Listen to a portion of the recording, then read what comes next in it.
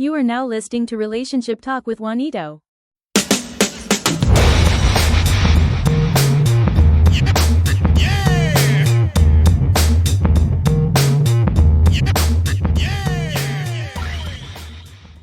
Welcome back to Relationship Talk with Juanito.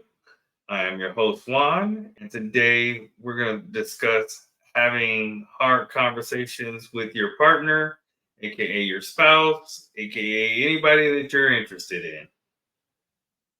We'll start off with the video that I found on Facebook.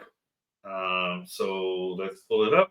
I think couples should have conversations where they just ask each other what they don't like. What do you like that I've been doing? What do you dislike that I've been doing? And how can I show it better for you? And then when they tell you what they don't like, fucking change it. Don't get upset. Don't get defensive. Don't defend based off of the actions you took in the past. Just fix it. You are not asking that question so you can defend yourself. You're asking the question so you can improve as their partner. The same thing as asking that question to employees you have so you can become a better leader. It's about improvement of self to benefit the other person. I think couples should have.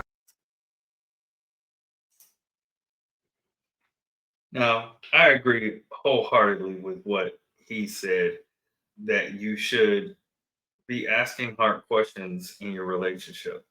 I would also preface this by saying that change starts from within. So you have to kind of focus on yourself first, making sure that you've made the necessary changes within yourself in order to better position yourself that when you go to your partner and ask or suggest certain changes, that also understand that there's no guarantee that those changes are going to take place, or they may not take place in the time you need them. They may take place over time.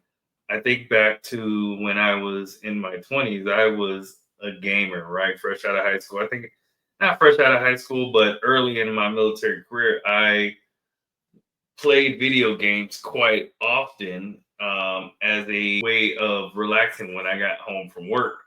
But this was in my early 20s, so I was maybe 23, 24, 25. My now ex-wife, she hated the fact that I played games all the time. And it was a contentious thing in our relationship early on. And I didn't unnecessarily understand what the big issue was at the time because I was young in my mind and my maturity wasn't where it needed to be. But what she was simply asking me was to help out more around the house, help out with my young kids at the time, right? My now 18-year-old daughter was a newborn at that time. And although I knew a little bit about being a parent, I didn't necessarily understand what I needed to do as a father at that point in time because it was mostly breastfeeding, changing diapers, and the baby sleeping or crying. And so when I wasn't helping changing diapers or doing that, I was playing video games. And so it was like, okay, well, she needed rest, she needed time off. And so I think it's important to have those conversations, but also be realistic in your expectations of change, right? How long are those changes going to take? Is your expectation that you tell that person one time and you expecting them to change immediately? Or is it something that you could allow them to grow into or grow out of, depending on their age? Obviously, if you're like me, you're 43 years old and you've been through some things in life, you should kind of have an understanding of what you should and should not be doing. But if you're getting into a new relationship with somebody, then you also have to understand that I'm getting to know you, you're getting to know me. So the things that you like and you don't like, it may take time for me to adjust to those things. And so it's important that the communication happens, but it's also important that realistic expectations are also set in that communications.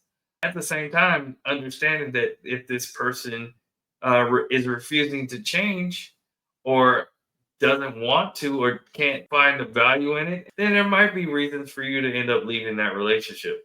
Now, I'm not saying that because you don't get your way that you choose to end the relationship, but if it's something that is detrimental to the relationship or it's a major red flag, something that is the problem with your safety, your respect, your honesty, and or your alignment, then you may have to make that tough decision to move on.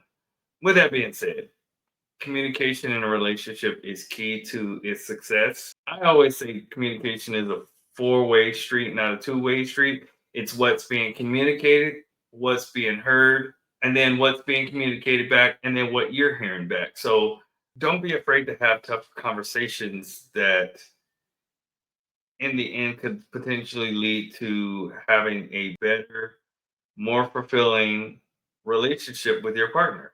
So have open dialogue.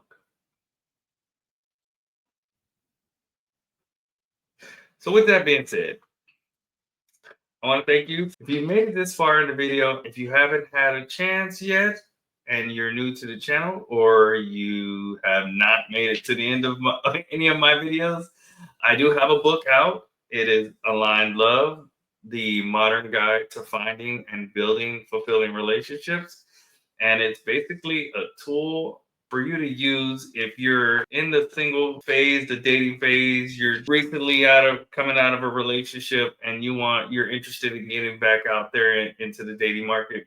Now, there are some tips and tools in there that you could use to better yourself and better position yourself in the dating market so that you can find a partner that you can build a fulfilling relationship with.